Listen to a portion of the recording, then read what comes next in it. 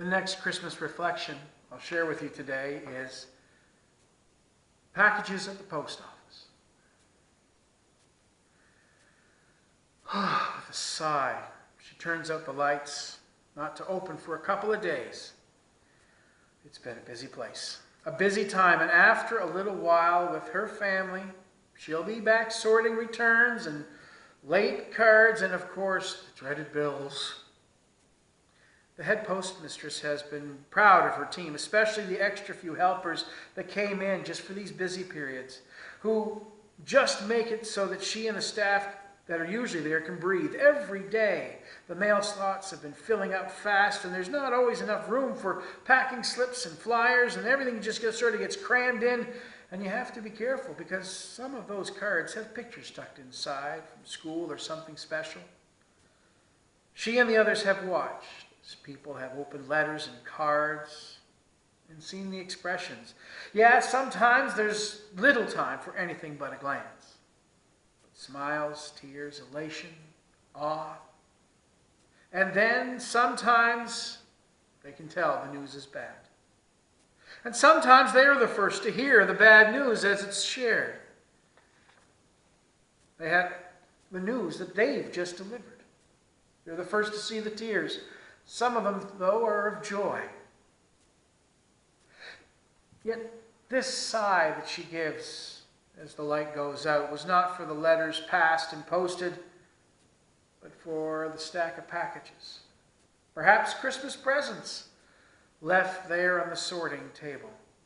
That won't make it to someone's tree in time for Christmas. There's nothing to be done. It isn't her or her staff's fault that they weren't picked up. And they'll have to just wait.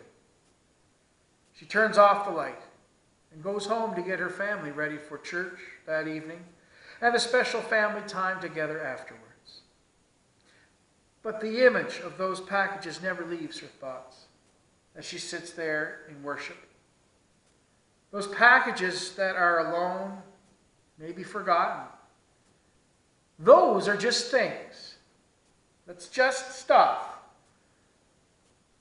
But there will be people, maybe neighbors, even some of the extension of her own family who will maybe be alone or forgotten or feel just set aside. I mean, it's not a terrible thing to have a package or a letter that isn't there right on Christmas. But when friends and neighbors, when family gets set aside, left in the dark, it's different. And it shouldn't happen. And when it does, it's important to call, to visit. Even with our restrictions, there are still ways to get connected. And when we find ourselves finding that we're isolated, we need to have the courage to call out, to write letters. Even just keeping that journal to ourselves lets the light in on our isolations and puts a little purpose in our solitude. When Matthew wrote his gospel, he started that gospel with the lineage of Jesus. He started by showing everyone just how connected they were to Jesus. That this wasn't the Son of God in some isolation and we were separated, but we're connected. For him, by Abraham, all a part of God's family through him. And when the book of Hebrews was written, we're reminded in the church that it's not just a bloodline that connects us through Abraham and Christ, but more than blood, it is faith. And that faith is important in how we welcome God's righteousness. And through that faith and grace, we are a part of the family of God in Christ.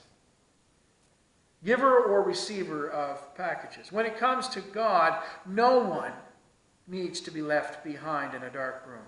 When it comes to our faith, we can all look at that list of names right there in the Bible before us and understand that when it comes to Jesus, and because of Jesus, we are in his family.